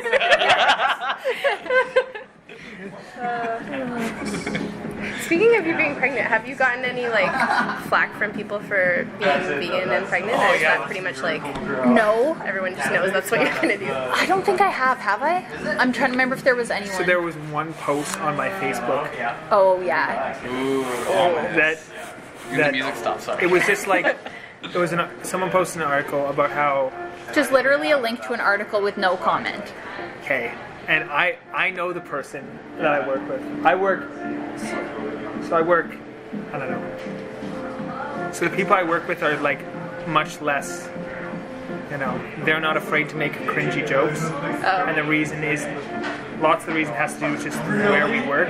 When you see people die and like 17-year-olds come in who have suicide, like cringy jokes aren't actually that big a deal because it puts in, I'm not like saying like everyone go to make racist jokes, but like people aren't afraid to like say things that might not be politically correct or rephrase them or things. So like she was literally just posting this probably for me to see, and I knew that. But Kelsey didn't know her. Kelsey didn't like her, so I had to shut it down in like a way more aggressive way than I wouldn't even say aggressive. I would just say like very like fact-based and to the point. Yes, and it was basically like, obviously I know this, don't post stupid shit on my Facebook anymore, but it's not, and I left it up for a while because Kelsey said just delete it, but I wanted to keep it up to just make an example, like a Facebook example, like Tell the tale. basically like, I know what the information is, you don't have to like, you reading an article isn't gonna like revolutionize my life, so I see. So I made an example of one girl on Facebook one time who posted one article. What do you mean by example? Because you just said like you just use reason-based evidence, which sounds, I don't know. So that's, yeah, that's but It was like there is a way you reduce the amount of LOLs, no emojis, change the tone of your message. Yeah, because I was wondering, is it rude to just like put facts like that? Like it's just like how did you put it? Like I was just interested now. It was like very fact-based. So the article had to do with basically not feeding babies like almond milk, which is like, it's like, if people don't know this, that's fine. But like we're very informed about nutrition. We're well aware that babies need fat and protein and calories. Ideally, breast milk. Like if it's not breast milk, formula. Before the age 2, they need a certain fat percentage. Like we know all this stuff. But some parents were switching their kids from breast milk to just almond milk, which doesn't have enough of many things. Where like normally you switch them to full fat cow's milk, which has all the calories that you need.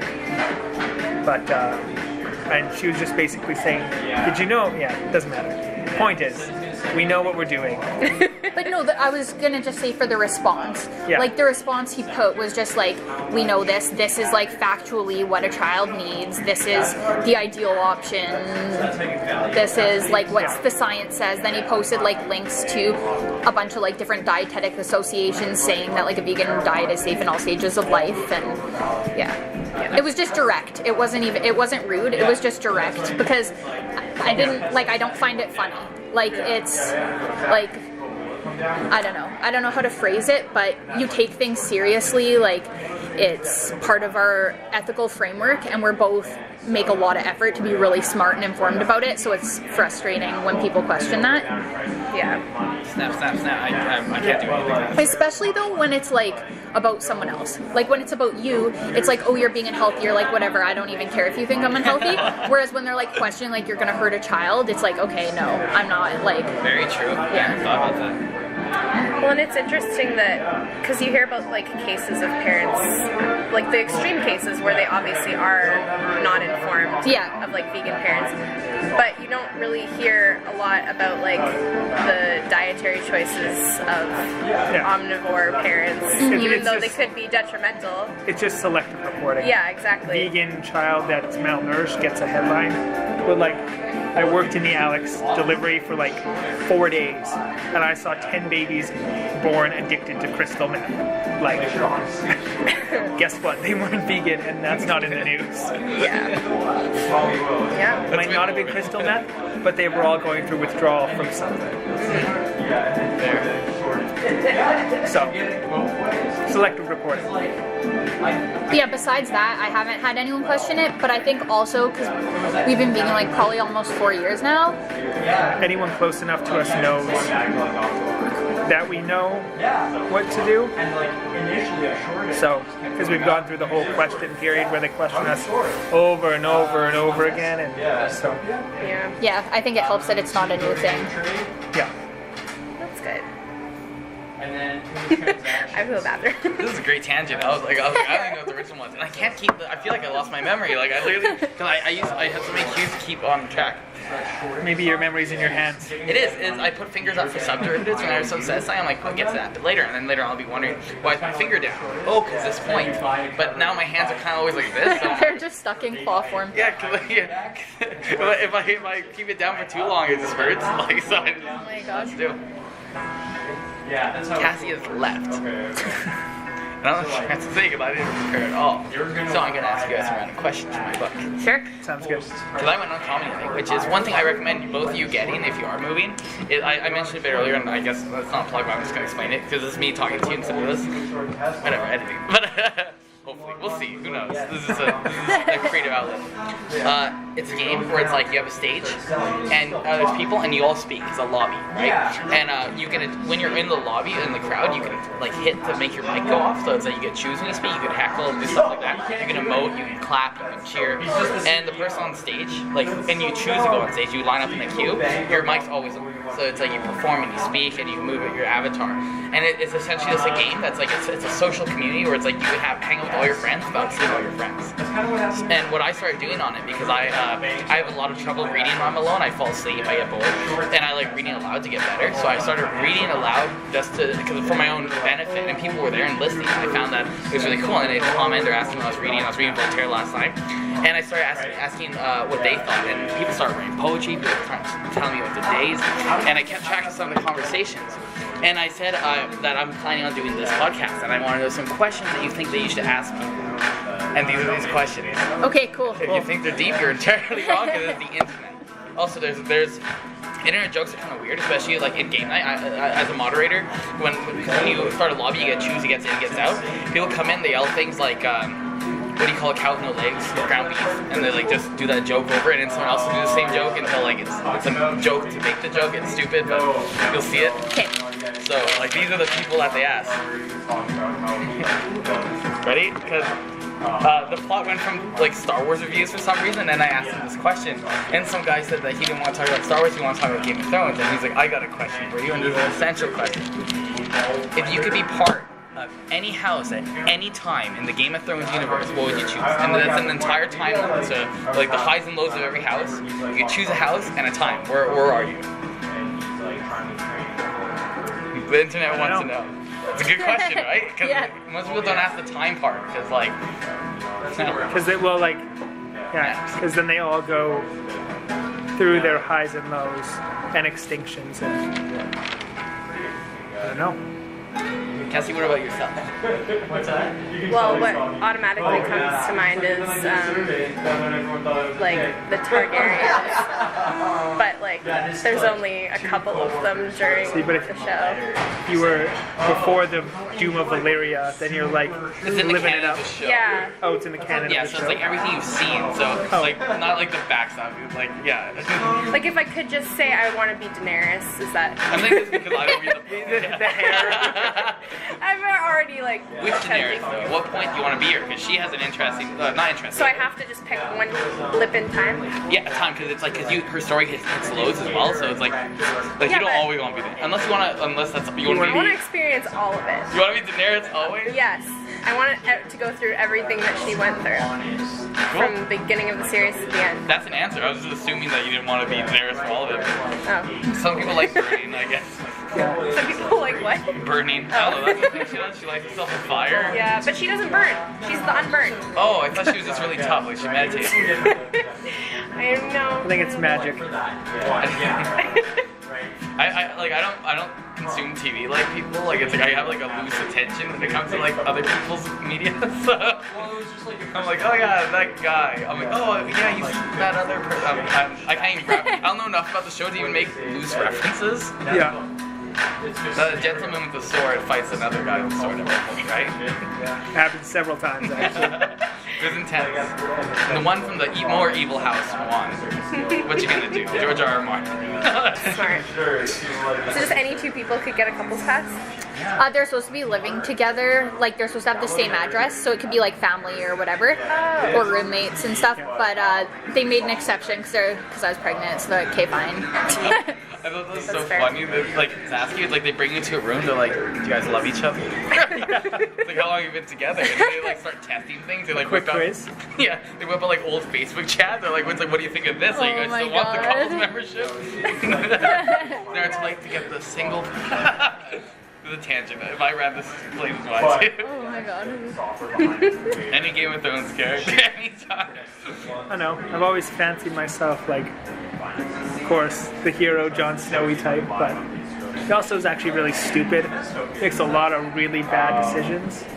Like most of them are bad decisions. But you can be Jon Snow at any time. Like if there's ever a time that he really nailed it, if everything's good, you could be him during that time. You don't have to always be Jon Snow, bastard. He nailed it. He nails it so rarely. It's actually kind of ridiculous. Yeah. Rob Stark, he's always cool. Before all the Red Wedding stuff, Master Tactician stuff. Is he That's always good? dope. Is that like it's like in the movie like or the show? Like, I didn't think he was like he just. I don't know. Have you read the book? Yeah. Is he a master tactician? He's just, like, Yeah, bored? he- It was like 3 episodes of war. No, he does. He never loses a fight. And he's like winning a war that he shouldn't be winning. And then they kill him at his wedding. Or at his uncle's wedding. So where do you stand? I'd probably either chill with House Martell or House Dorne during the peaceful phases. They seem like fun, chill places. Dorne, yeah, actually, Dorne people, actually say the I can't Viper. decide. Like Dorne seems more fun, but the Martells seem like pretty like their land is really nice and I like the idea of being Dornish. Oh, what's it? Oberyn or Oberyn. Oberyn. He's The Red cool. Viper. He just literally like has sex with a bunch of people and then murders a bunch of people and then just kind of repeats that cycle. He like parties all the time. Sounds like a good life. Did you change your answer? Yeah. So it's like Jon Snow, the person who Well, like Jon Snow, because it's like, should I be dutiful? Yeah, but then it's like, well, if I could be anyone and just like pure hedonism, it's gotta be. the characters are like opposites almost. Like, it's like you have like a stoic person who like never does anything in honor to their duty alive. Like, you have also, did you choose both the houses that are like famous for agriculture? I don't think Dorne is. I don't think Dorne's. Martell is famous for agriculture. That's why I'm kind of leaning towards them. Isn't Dorne famous for its wine though? Wine, yeah. Wine. But that's it. They're kind of like deserty. Yeah, that's why I thought. My bad. I thought that's what they sold. Yeah, wine. I think. Yeah. So they grow grapes, Yeah. which you guys could grow. Yeah, we already have planted 2 grape plants. And then you can make wine out of it. Well, we only have 2 plants right now, but We can make a bottle of wine. There's lots of wineries around us. Oh, yeah. I might just buy it. I do have one final question, if you're not in a rush. No, I've had that. 15 minutes. Because one person did ask a question that I thought was good, and they didn't, and they said it like this, and then like I questioned him, they got offline because people are insecure. And he says, "Name someone who has made it." Who is what? Made it. Like they made Oh, it. I use that made it. term because I was reading it when Jordan said. So it's someone you look up to and you say, yeah, they did it. Like it's like and whatever that means to you is like how you answer the question. Because everyone has someone in their life who's made it. And it doesn't have to be a person, it could be a hero, it could be whatever you think made it. It could be someone who constructed something, they made it, right? Or someone who's immensely successful, made it. Jordan and Kelsey. Aw, I was gonna do that. That was mine. Oh, damn it. I was gonna say all of us. I mean, and my hand would spasm a bit. 4 of us on this table. The 3 of you on this table. Oh no.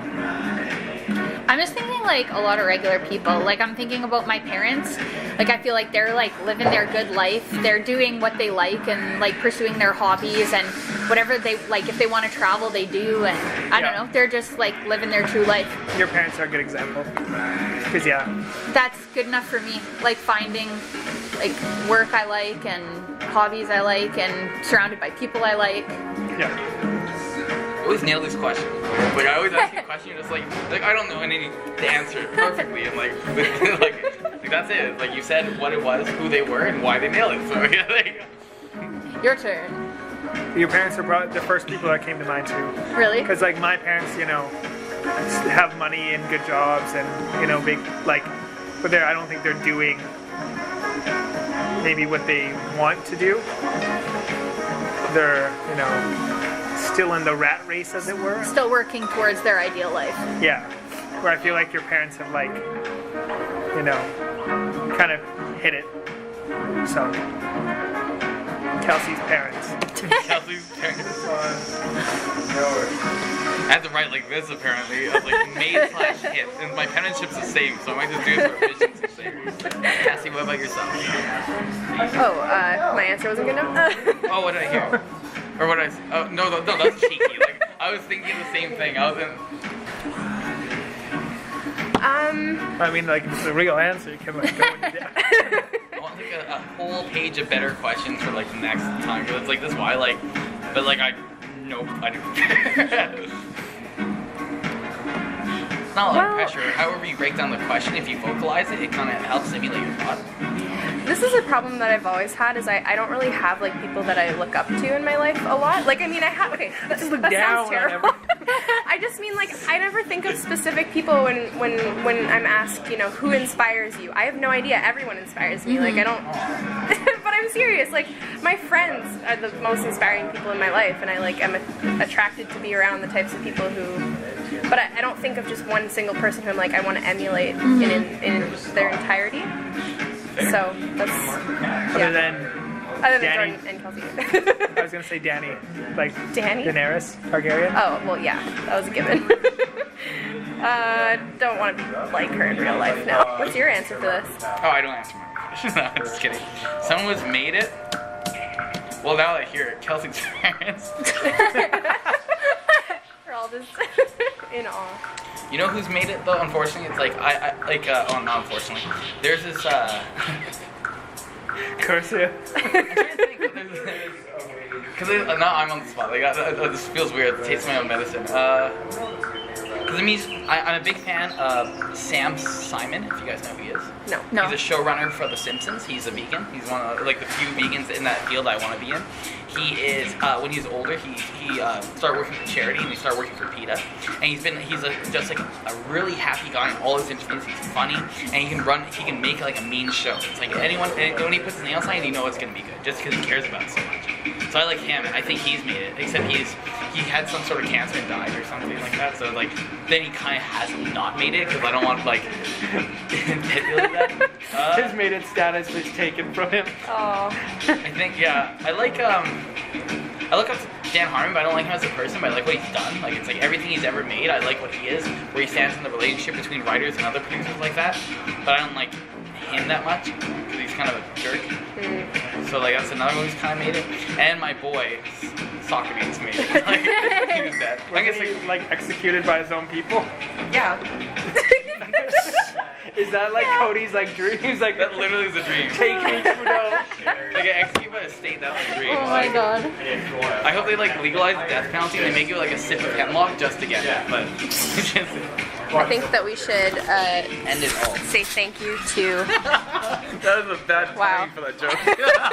I'm gonna end the show, but like no suicide jokes here. Thank you, Jordan and Kelsey, for your time. No You're problem. welcome, And your- Kassidy and Cody. And your insightful answers and your company. It was a pleasure. And that's rock climbing. Like that is everything that's ever been known about rock climbing. And everything that ever will be known. Yeah, 1 hour probably. We'll see when we're done editing, and you can learn everything about rock climbing. That's just efficient. Yeah, you're welcome. But just to make it even more efficient, Cassie, could you tell us what you learned from this event, and either in like the practical aspects or like the spiritual, philosophical, emotional aspect? Did you see yourself as like a wall that needed to be climbed, or this challenge as such? I mean, I could definitely relate this challenge metaphorically to other challenges in my life.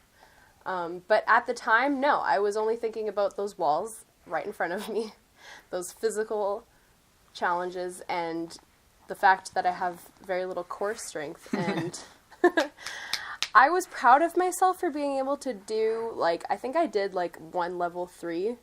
I definitely was able to do all of the 1s and probably all of the 2s. But, I mean, I look forward to going back and seeing my progress, like Kelsey said, how it's the type of thing where you can go back each week and see yourself getting better and better. That's, like, something that really drives me. Is being able to see progress.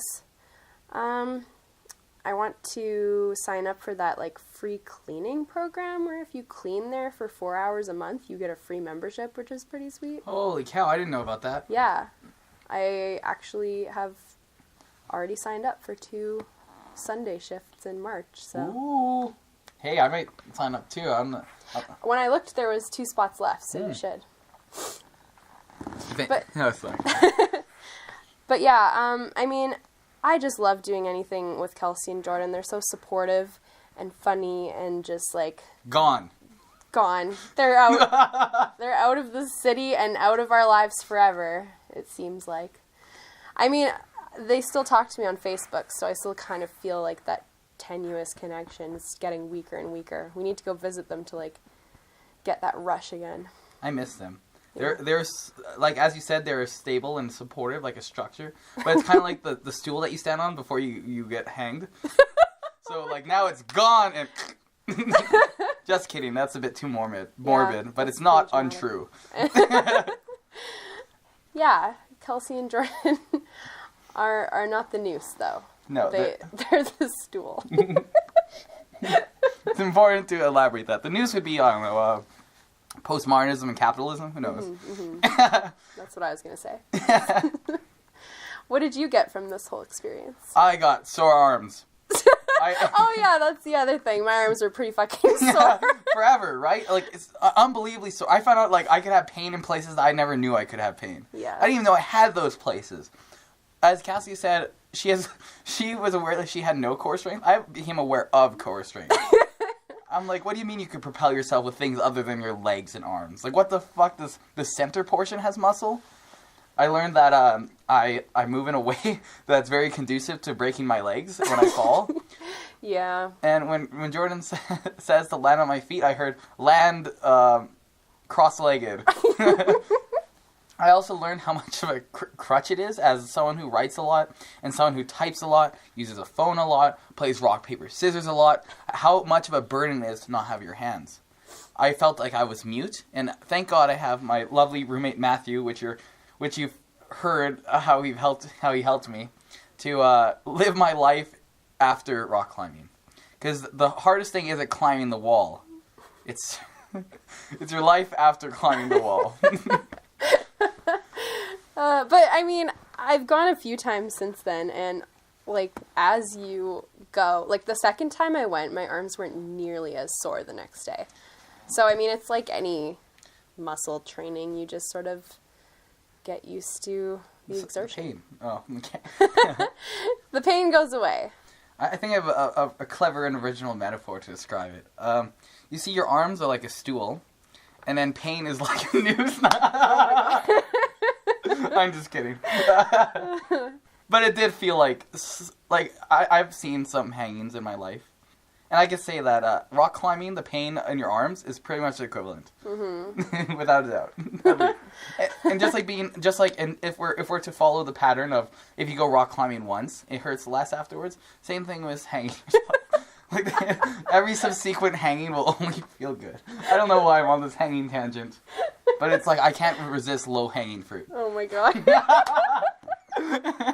I need to get off this tangent. Kassidy, could you give us some closing comments that are not news related? Because I don't want to say. Because closing comment, come on. I guess I would say I value this experience greatly. I'm glad that I got to do it with my friends. I look forward to future weeks in this podcast where we learn things from strangers. I feel like that's going to bring a totally different dynamic. And they will have full strangers. They'll just wander onto the set and we won't kick them out. They'll be like, hey, interview me. I'm like, hey, you know anything about the structure of stools and nooses? And they'd say, what the fuck? I thought this joke was from the first episode. And he should have, I don't want to say died there. Should have ended it there. It's like when I sold myself to Coca-Cola. Like, I don't know why I like a joke once. I'm like, I'm going to see how many times I can make this joke. No, I like until it ends me. I think people enjoy that. One thing that is worth noting is the Greek word for intelligence or mind is nous. So maybe my nous wants to talk about nooses. Nous is such a weird word. It also means oui in French. Because in French, when you hang yourself... Oh, yeah, it is nous. Yeah, my bad. It's spelled like nous, though. Yeah, it's kind of spelled... It's similar. Yeah, oui, which is actually yes in English. So. Full circle. Not really. Well, actually, nous means yes in English, too. It means saying yes to rock climbing. I need to get off this tangent. I need to, it is done. Thank you for listening. We hope you'll tune in next week when we talk all about sound editing. Until then, we have been Kassidy and Cody. Yeah. No news is good news.